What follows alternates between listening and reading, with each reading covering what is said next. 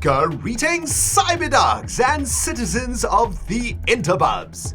This is ReNDoG coming at you from just outside of the Cyberlabs in episode 24 of this Let's Play Modded Minecraft Survival Stories 3 series.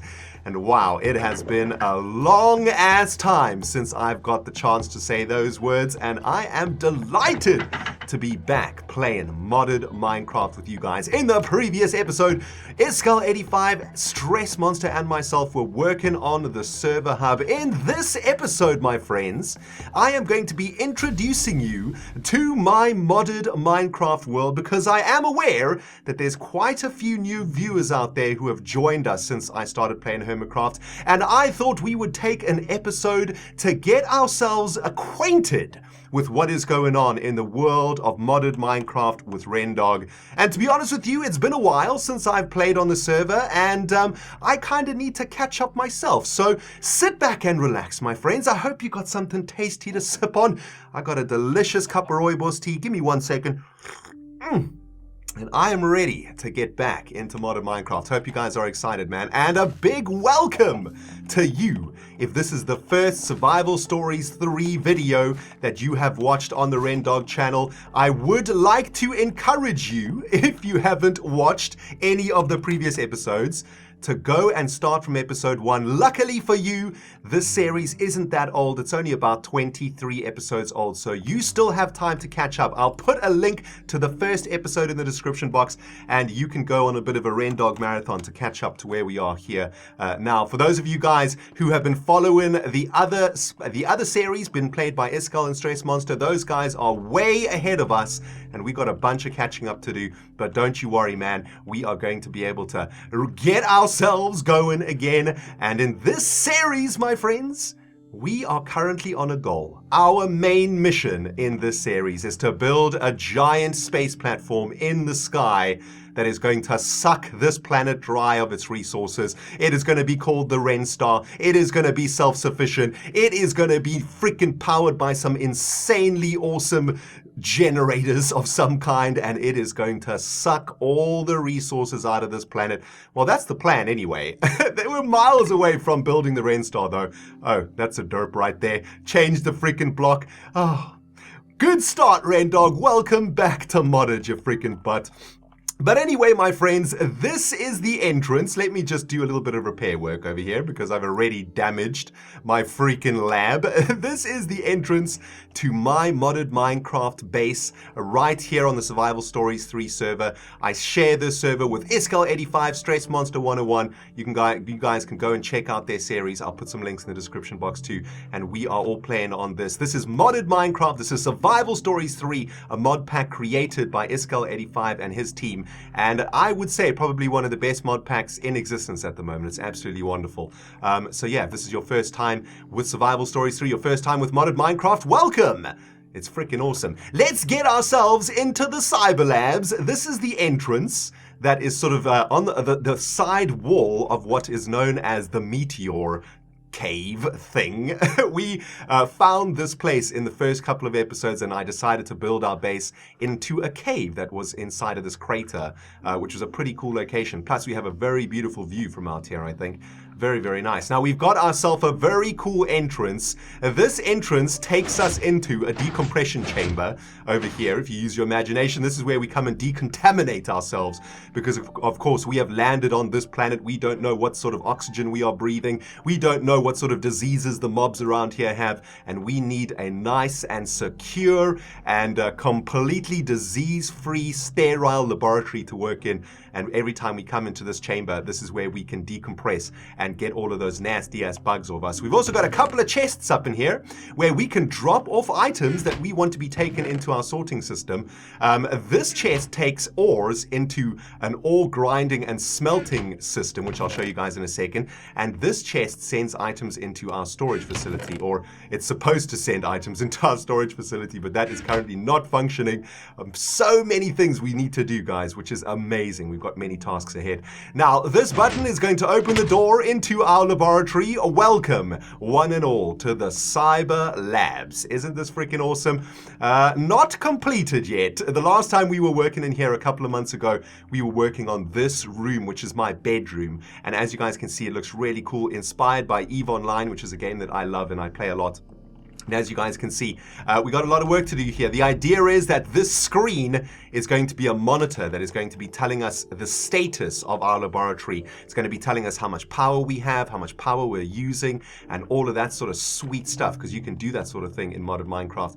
And here we're going to have wardrobes and access to some awesome items. Here you can see I've got some display pedestals with some pretty sick things in them that we have collected on our adventures throughout this world. Pretty damn cool, right? Pretty damn cool. So this bedroom is one of our outstanding projects. However, we've got a whole bunch of projects that we're going to get cracking on with first before we start making bedrooms. We've got some priorities to get to, my friends, because this laboratory is very far from being a working laboratory that we can use to create a mega freaking space platform.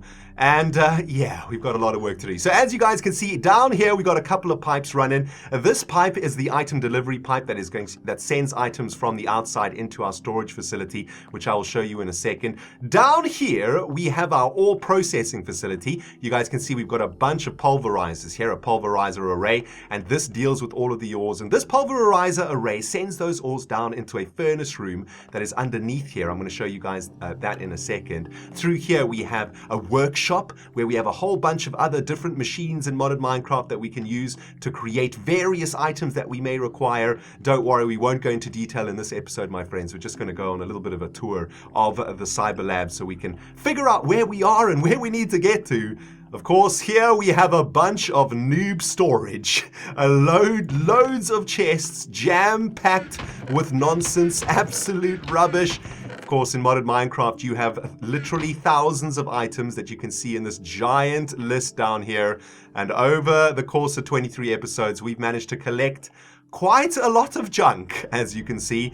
One of our priorities, of course, is to get our storage facility up and running so that we can deal with all of this mess, because it is quite painful to see all of this stuff. I've just managed to sort all of my items in Hermitcraft, and I'm going to be doing the same thing right here in my modded world because it is driving me crazy. Now, we were working on a little bit of a passageway system when we were last together a couple of months ago, and that is a work in progress right now. What we're trying to do is create some sort of a elevator system here that is going to take us from the first floor down to the second floor. And on the second floor, we have a couple of facilities that I'd like to show you guys. Firstly, let's head over into the furnace facility. We've had some problems with this furnace facility. I don't know what's been going on, but there has been some issues with it. And as you guys can see, I've had to tear it up to try and figure out what's been going on. I think I've configured it correctly now. But essentially what happens is when we drop ores off in the decontamination chamber, those ores are sent into the pulverizing facility, which turns them into dust. And those dusts are sent down here for furnacing. Once these furnaces smelt those dusts down into the ingots that we require, those ingots are delivered into the storage room, which is over here. And as you guys can see, the storage room is looking pretty awesome.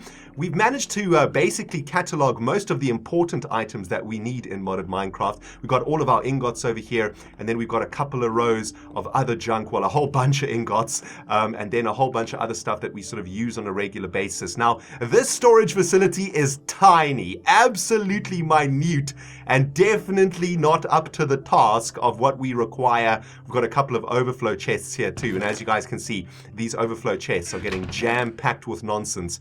These are all of the items that we have sent into our sorting system that do not have their own chests right now. And yeah, I've also had to do a little bit of work on the piping mechanisms, and I've had to dig it all up because we were experiencing some lag in this area. So a lot of repair work to do here in the storage facility. But it's pretty awesome. It's pretty awesome. It gives us access to everything we need. We basically have a manual input chest over here. This is going to be connected, however, to that pipe that I showed you in the floor of the entrance to the Cyberlabs. Let's see if we can just get back up there to this delivery pipe here, which is essentially the pipe that comes from the item input chest in the decontamination chamber. Damn! My freaking, man, the words that get used in this series are pretty ridiculous. Anyway, let's carry on our tour, guys. I've got another couple of awesome things to show you. In here is probably, no, not in this one. Where is it? In here is probably my favorite room in my laboratory right now. This is my culinary generator chamber, and essentially what we have here is a culinary generator machine, which is producing power for us using bread. Nothing but bread, baby. That's right. And I really love this, man. This is it's like a power cell that you would see in a spaceship or something, right? It is absolutely sweet.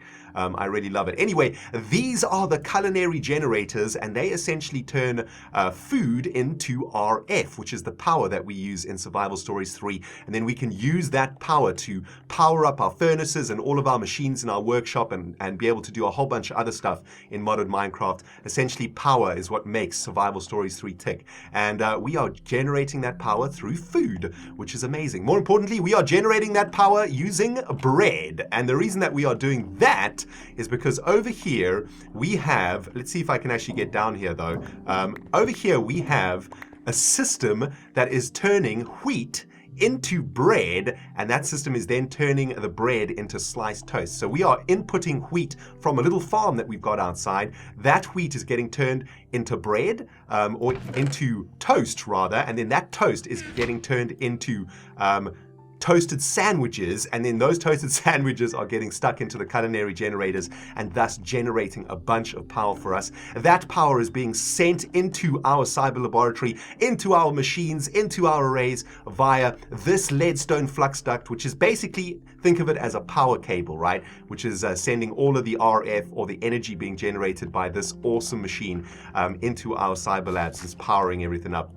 Really, really awesome. Now there's another room down here that I want to show you guys. Another room I really, really like. This is basically our XP tank room and our enchanting facility. So behind these books over here are bookshelves, or I think these are actually bookshelves that have been textured using carpenter's blocks, but they kind of look like hard drives, which is the idea. And we used to have an enchanting table over here, but it bugged out when we upgraded to Survival Stories 3 1.1 or 1.2 rather. So another task on the list for us to do, but essentially this is where we can do all of our enchanting when we've got an enchanting table here. And through here we have a couple of liquid XP tanks. The cool thing about these tanks is that they store liquid XP for us, and this liquid XP is collected in a very, very cool way. Let me show you guys exactly how that is done. Now further on in the laboratory, before I show you that, is a portal to the nether over here, which I've just disabled for now, and down here is one of our primary tasks that we need to get cracking on, and that is the second story of our storage facility. We're going to be installing a bunch more barrels down here so that we can start sorting out our lives, start sorting out our items, and getting back on track with the production of the ReNDoG space platform. Before we can do that though, we need to sort out our freaking inventory, man, and sort out all of these items because, man, it is driving me crazy. And yeah, without proper sorting, we're not going to be able to get anywhere. It's going to take us much longer to get anything done if we have to look through all of these chests all the time. Now, there's one more thing that I wanted to show you. Oh, check, a cow has wandered into the freaking labs. Hey, dude, what's happening? Give me your skin, you bastard! Get wrecked! You do not come in here, man. You have freaking contaminated this area with your cow juice. Oh man, I'm gonna have to scrub this place up later. But yes, guys, I was telling you guys about those awesome XP tanks. Basically down here, you can see these grills rather. What these grills do is they suck XP out of you if you have any XP, and that XP is being sent via a piping system underground into those liquid tanks inside of the enchanting facility for storage, so that we can basically, whenever we need to enchant something, we can collect our XP from there, and if we die, all of our XP is stored. So that is a pretty awesome system. Now let's get outside of the Cyberlabs. On this side, we need to install another door over here, another airlock, a decontamination chamber on this side. Currently, the Cyberlabs are exposed to the environment and are thus contaminated right now. But out here, of course, we have a little wheat field. And this is essentially how we are powering up our very small modded base at the moment, turning all of this wheat into bread, and essentially all we need to do is stick this wheat into this chest over here on the side of the wall. If we collect some of this wheat, if we stick it into this chest, it is going to get sucked into that toast machine, and eventually it's going to then turn that toast into sliced toast sandwiches or whatever those things are, sent into our culinary generators for processing. So we have a very awesome and stable power supply. Even though we're not generating that much power at the moment, it is meeting our needs. Of course, we're going to have to upgrade our power systems pretty soon because we have another major task for the next coming episodes, guys, and that is to set up a quarry somewhere outside in the open, somewhere in the contaminated lands of Survival Stories 3. We need to set that up so that we can start collecting resources en masse. And that, of course, will give us the opportunity to... Oh, wait, hang on. I can't sleep there? Okay, let's see if I can sleep somewhere else in my very comfy sleeping bag. But yeah, if we want to build a giant space platform, we need to start collecting as many resources as we can. And of course, in modded Minecraft, we can collect resources using machines and using awesome techniques. And what we are going to be using in the coming episodes is something called an Ender Quarry, I believe it is called. I was speaking to ISKALL about it today. Yeah, there we go, an Ender Quarry, which requires quite a complicated recipe, but essentially what an Ender Quarry is going to do, it is going to automatically mine for us and automatically collect resources. Of course, before we can start collecting resources, guys, we need to have somewhere to store them. So priority number one is to get our sorting facilities created, and then we can start working on our Ender Quarry. How come there are a bunch of undead in our laboratory? I'm guessing they are spawning inside of our bedroom. There's not enough light in here, I assume. I think I've probably got a couple of torches in one of my golden bags are holding over here. Let me just take a look. No torches in here. Okay, fantastic. Fan-freaking-tastic, my friends. Now, in the previous episode, we saw a couple of cool things. Let's quickly go on a tour of that, because that's also a big part of the series. Let me go through this portal. This portal is actually going to take me through into ISKALLBS'S base. Oh no, this portal takes me directly into the server hub, excuse me. This is where we were working on in the previous episode, and as you guys can see, this is essentially going to be a hub where we can come to.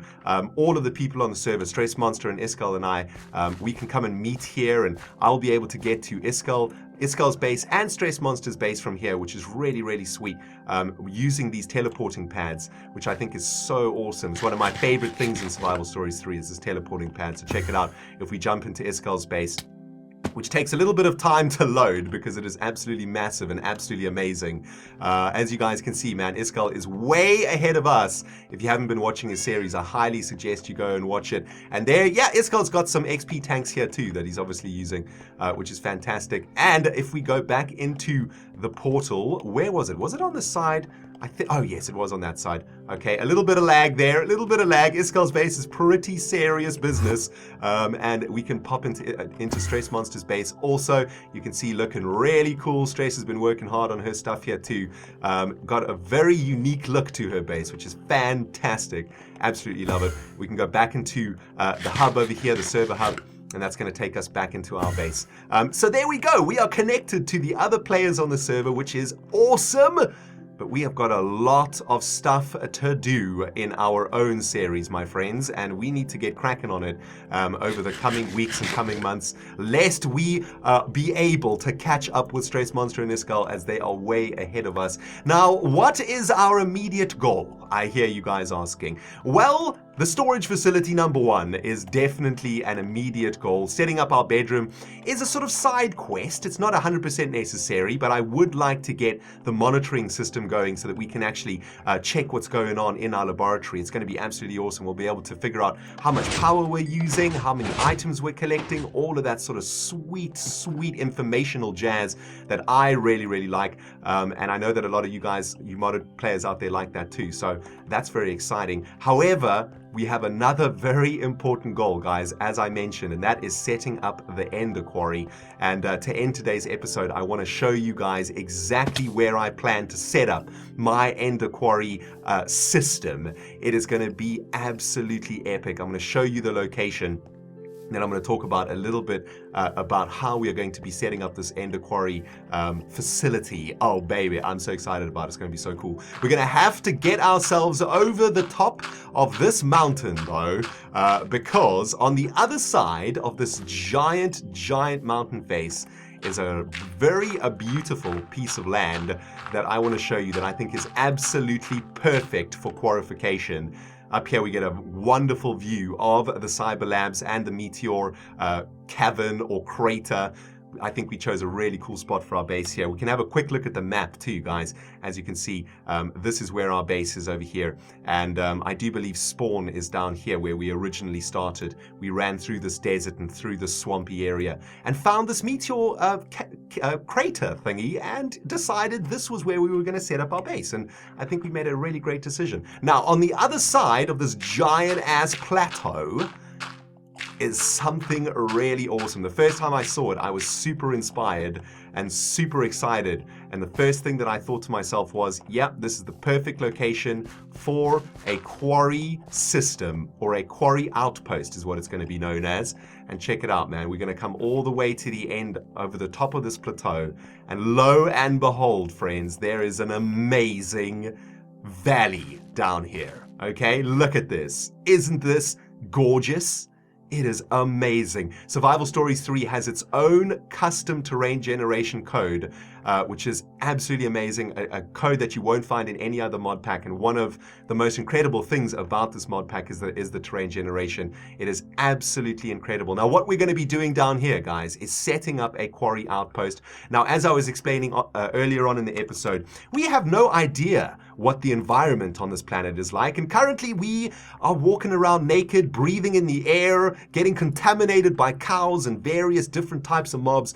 And we need to make a facility out here that is going to be sterile, that is going to be airtight, and that is going to be sending items back to the Cyberlabs for processing. So essentially what we're going to be doing is creating some glass dome buildings. If you think about some of the concept art of landers that go to Mars, those sort of buildings, or if you played a game called Planet Base, is another game that has a great example of what I'm thinking. I'm thinking about like glass domed octagons that are going to be the quarrying facility, and we are going to be running a piping system through this mountain back into the Cyberlabs to deliver all of the ores and whatnot that we're going to be sucking out of this valley, and then we are going to be processing and sorting them in the Cyberlabs. So that is our big goal for the next 25 episodes or so, guys. It is going to be absolutely freaking awesome. But I've got a lot of off-camera work to do, guys. I'm going to do a lot of the storage facility building off-camera, and in the next episode, I'll bring you guys up to date as to how far I have gotten. But I just want to say a big welcome to all of the new viewers, and a big thank you to all of you guys who followed the series a couple months ago. Thank you for being patient. Thank you for waiting, and thank you for watching again. It's been a very busy couple of months for me with the Real Life Hermit project and a whole bunch of other stuff that happened in my life. So unfortunately, Survival Stories had to take a back seat, but now I'm getting back into it. I've got time again, and I just can't wait to be playing modded again with Iskal and Stress Monster and all of you fantastic peeps out there. Anyway, that's it for me from this episode, guys. I hope you enjoyed the little tour of our modded world, and I hope you are as excited as I am about getting back into this and starting to make the Ren Star Space platform a reality. It's going to be awesome. It's ReNDoG signing out, man. Can't wait to see you guys in the next episode. Goodbye, everybody.